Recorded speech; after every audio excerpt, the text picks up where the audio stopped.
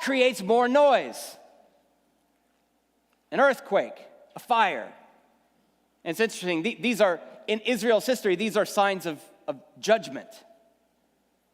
God's sort of speaking through judgment in these crazy events. So it's an exceptionally noisy scene. Pause for a minute. Who's had an exceptionally noisy scene in your life? Lots of atmospheric noise, lots of internal noise, anxiety, fear, whatever it is, a chaotic world around you. Have you had one of those? Are you having one of those now? How you doing?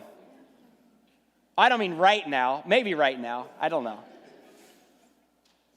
We've all had them, you know. Maybe they're not quite as dramatic as this, but they're overwhelming noise that life's thrown at you. And it can cause a lot of internal turmoil, and it can affect you, and it can affect the people around you. But notice, God was not in the noise.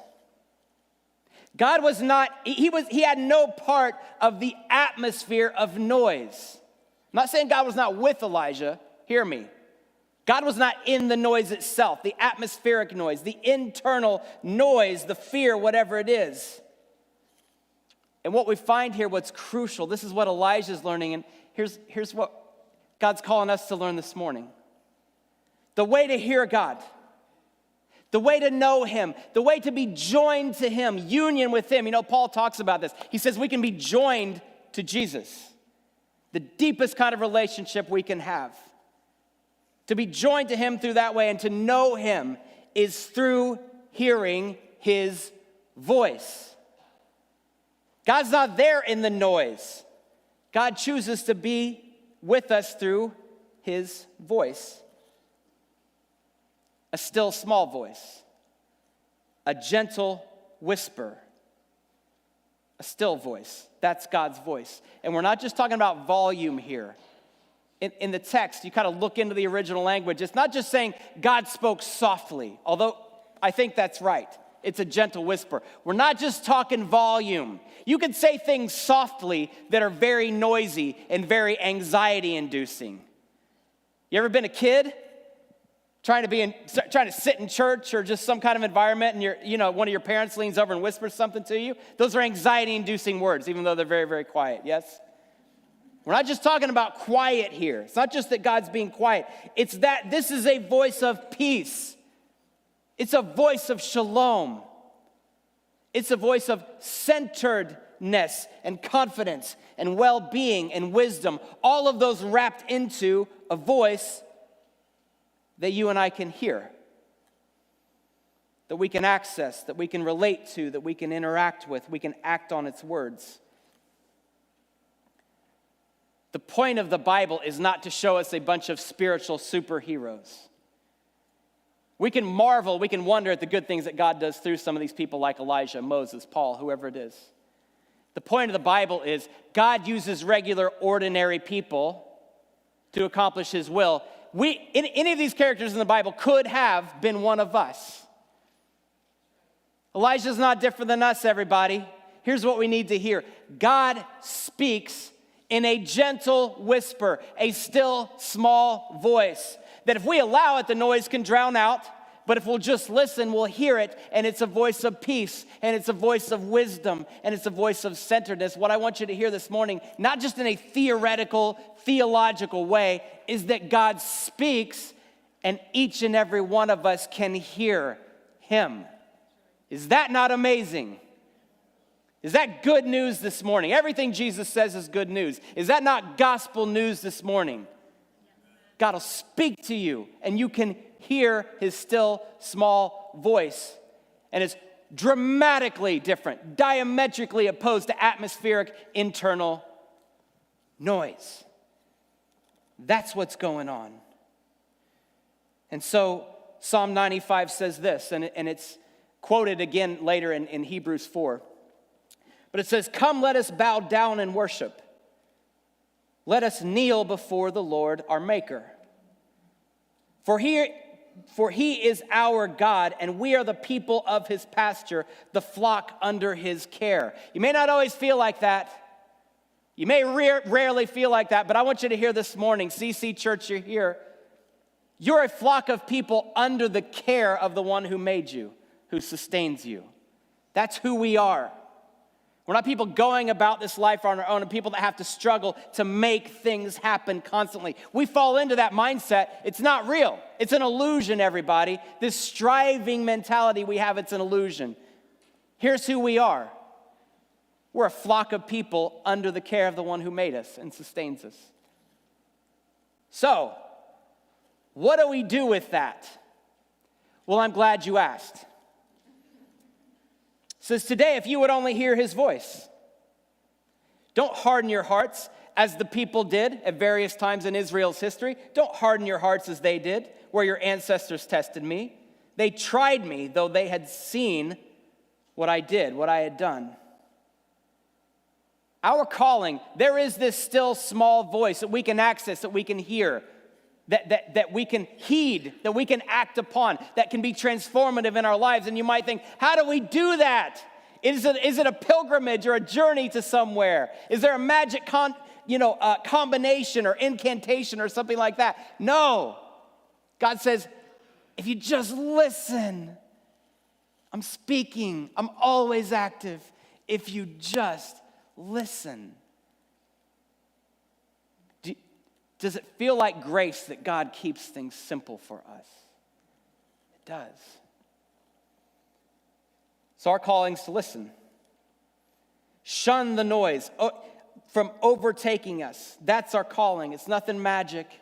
God's not asking us to achieve some spiritual superhero status in order to hear this voice. It's for each and every one of us. So let me ask you again. Come back full circle, back to the beginning. How about that? Let me ask you again. When was the last time you were alone and it was silent and it was still? Not mere quiet. Boy, there can be a lot of noise going on inside of us. I woke up at about 4 a.m, didn't think I was going to get back to sleep because of the noise. Quiet in the room.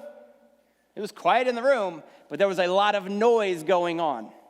We all have moments like this. When was the last time you were alone and silent and still before God? Now, let's just acknowledge this. Let's just throw this out there. This may sound fantastical. It may sound idealistic when we live the way we live in a society like ours and all the demands on us. It may sound just like it's sort of a pie in the sky. It's unrealistic for us to do this, to have alone spaces and stillness with God. Well, let me tell you what. God actually gives us something in the form of a command. It is a command, by the way, that there's this space in our week. Hopefully, if you've been with us these last weeks, you know where I'm going with this, okay? There's this space in the week that we take out of the week, and we say, this space, this time is different than the rest of that. And God set it over here for us to do something radically different with. And this time, this space is called Sabbath. All right, okay, good. All right, if there was dead silence there, I don't know what I would have done. I probably just would have closed the iPad and be like, it's fine. Do what you want. Okay, it's called Sabbath. Very, very good. And so we are coming to the end of. Thank you for all the feedback we've gotten on this series, by the way, and on the book. It's struck me the same way. I've gained just a tremendous amount from this book. I think it's been so good. So this is week 6. We got one more week walking through this book, The Rest of God, by Mark Buchanan. And here, let me kind of summarize. Here are some of the things that we've done and learned, and then tie this idea of stillness to Sabbath, and then actually tie in one more thing, okay? That's where we're going to head here. So, summary. Sabbath, first we've learned, is Sabbath is for enjoying useless beauty. Useless beauty does not mean meaningless. Useless is actually a positive term in this sense. Useless meaning we don't have to go do something with it. We don't have to go accomplish something with it. There's not these obligations that are tied to it and these expectations and all this striving. Sabbath is a time for stopping and smelling the roses, as it were. For just checking out and watching slowly the snowfall or icicles or wildlife, the smile of the loved ones around you. What it's just like to be with your family, your friends, your loved ones. It's a time to enjoy art, literature, poetry, film, movies, whatever it is, and to see God's hand in these things. So we talked about that. We said Sabbath is a time for resting from our work. And here we mean just like physical rest. We get really tired from our work. And do you feel guilty sleeping in? Or you feel guilty taking a nap or whatever it is? Because you feel like, I've got things I need to do. Well, if you feel that guilt, that's a great indicator that it's time for you to rest a little bit. Take a nap, sleep in, sit in the easy chair a little longer. Sabbath is for these kinds of things. Thirdly, Sabbath is for useless activity. This was last week. Useless again, not meaning meaningless, meaning we're not trying to accomplish something and wow the world with our skill set when we do this. It's for useless activity that we call recreation, fun, play, games, whatever it is. Sabbath is a time set aside to do these kinds of things. And remember we said that sounds kind of, I don't know how that sounds to you. It may sound kind of chintzy, but recreation actually helps us to taste eternity. Because we step outside of this anxiety about what just came before in the past and what's going to happen in the future. And when you're engaged in recreation, boy, you're homed in on the time that's right in front of you, and you learn to live in the present. So it's a freeing thing. This morning, I want you to hear, God wants you to hear, Sabbath is for hearing the voice of God. Sabbath is a great time for us to slow down and hear the voice of God. In fact, Sabbath is anti-noise. It's subversive of a noisy atmosphere around us. Sabbath is anti-distraction. It's anti this internal noise where we can rest and we can hear from God and we can get the comfort and the wisdom that we so desperately need, that we look for in all kinds of spaces in life. And so in Sabbath, we meet God's desire to know us, to heal us, and to restore us. And so God can do something in the midst of our distraction that humans can't. How many of you have had if you're married, in a relationship, how many of you have had a marital debate over distraction? And usually I don't have my phone up here, but usually this is the distraction. Okay, that or this, something like this. It is very hard to communicate with someone who's distracted. It is very hard to communicate when you are distracted yourselves. And I can tell you, a number, if not the majority of the marital debates that go on in our household, at the bottom of them is a willingness to be distracted rather than be with the flesh and blood people that are right in front of us. Well, God doesn't have those limitations. God is not distracted. God is not distracted. And God could just zap us and get our attention, which sometimes he does that. But this morning we hear God actually wants us, he desires for us, he longs for us to turn our attention away from the noise, to turn our attention away from the distraction, and to listen to him.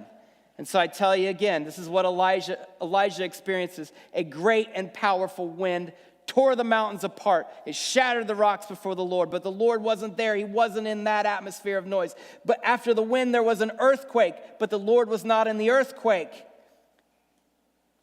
After the earthquake came a fire, but the Lord was not in the fire. All these things that the people once upon a time had associated with the Lord speaking in judgment. Elijah now hears that's not where God's voice is. It's not in that noise, that atmospheric noise. After the fire came a gentle whisper.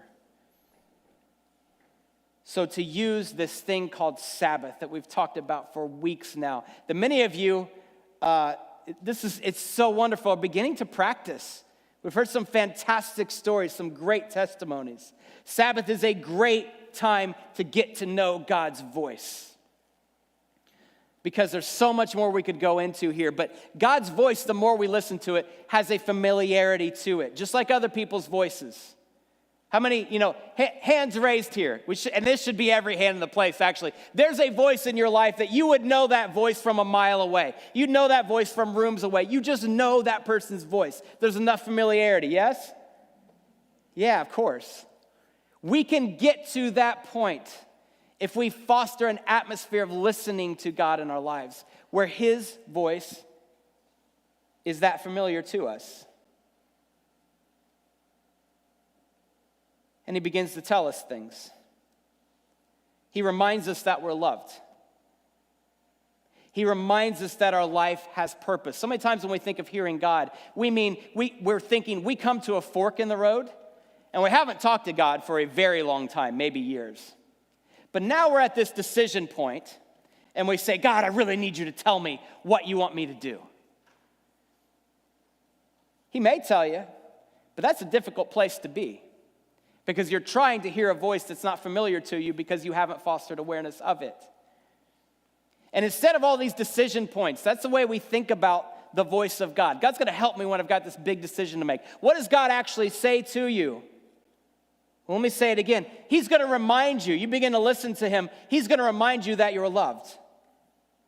He's going to remind you that your life has purpose in him. He's going to remind us what really matters in life. When I stop and listen for the voice of God, most often what I get, sometimes I'll get specific guidance for a specific situation. Most often what I get is him speaking to me about my family and noticing things about them. Is there a child that's feeling left out? Or conviction? Is there something I need to apologize for to restore that relationship back to what he intends it to be? So he tells us things that make life incomparably valuable and worth living, even when we're running away and even when we're fearful. He reminds us that we're not alone. We're never alone. And God will speak these and more to you, and you're simply called to foster spaces in life where you listen. Okay, let's get practical. So let's assume that you're setting aside time for Sabbath. And we've heard people say, we haven't been able to set aside an entire day, but we set aside this block of time. There's this 4-hour time. That's great. God simply wants you to start somewhere. Don't not do something. Don't not set time aside because you can't do a full 24-hour block right off the bat. That's absolutely